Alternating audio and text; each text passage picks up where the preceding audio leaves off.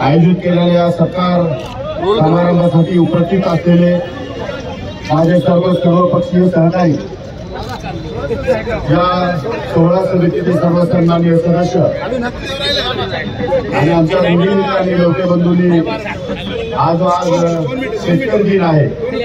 या शेतकरी दिनाच्या पार्श्वभूमीवर ज्याप्रमाणे शेतीच्या उत्पादनाची तुला या ठिकाणी केलेली आहे, एक अतिशय शेतकरी दिनाचा औचित्य साधून आगळा वेळा उपक्रम या ठिकाणी नाशिकमध्ये घडतोय। मी त्या सर्वांचा अतिशय मनपूर्वक आभार मानतो।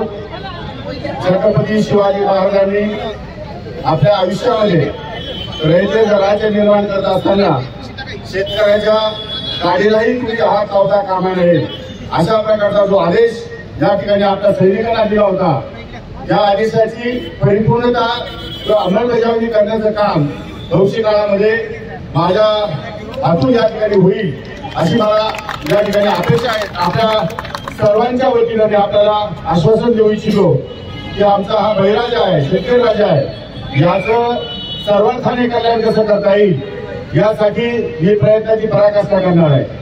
आपल्याला कल्पना आहे हे खातं फार मोठं आहे आणि अतिशय अलर्ट आहे।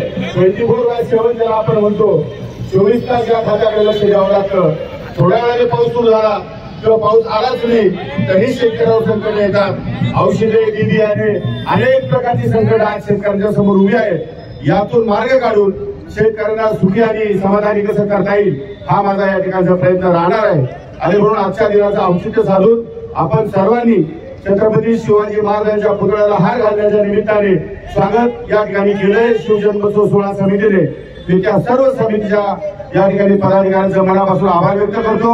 आमचे सर्वपक्षीय मित्र, गेली 2 दिवस मी या नाशिक शहरामध्ये फिरतोय, आज सिन्नरला चाललेलो आहे, परंतु 2 दिवसामध्ये सामान्यातील सामान्य कार्यकर्ते या ठिकाणी मला येऊन भेटतात आणि अतिशय मनापासून या ठिकाणी माझं स्वागत त्यांनी केलेलं आहे। मी सर्व पक्षांच्या माझ्या सहकारी मित्रांचं मनापासून या ठिकाणी अभिनंदन करतो, त्यांचं सर्वांचं स्वागत करतो। आणि मी आता राज्याचा कृषी मंत्री आहे, त्यामुळे आपल्या सर्वांचा मंत्री आहे। अशा प्रकारचं काम या ठिकाणी आपल्याला उभं करून दाखवेल। कुठल्याही प्रकारचा पक्ष आडवा येणार नाही, जात धर्म आडवा येणार नाही, कारण शेतकऱ्याला जात नसते, पक्ष नसतो, धर्म नसतो। शेतकरी हा शेतकरी असतो, तो कोणत्याही समाजाचा असू दे, त्या शेतकऱ्याला न्याय देण्याचे काम मी निश्चितपणे केल्याशिवाय राहणार नाही हे तुम्हाला आश्वासन देतो। पुढे मला बरेच कार्यक्रम आहेत, त्यामुळे आपल्या सर्वांचं मनपूर्वक आभार व्यक्त करून पुढे जाण्याला परवानगी घेतो।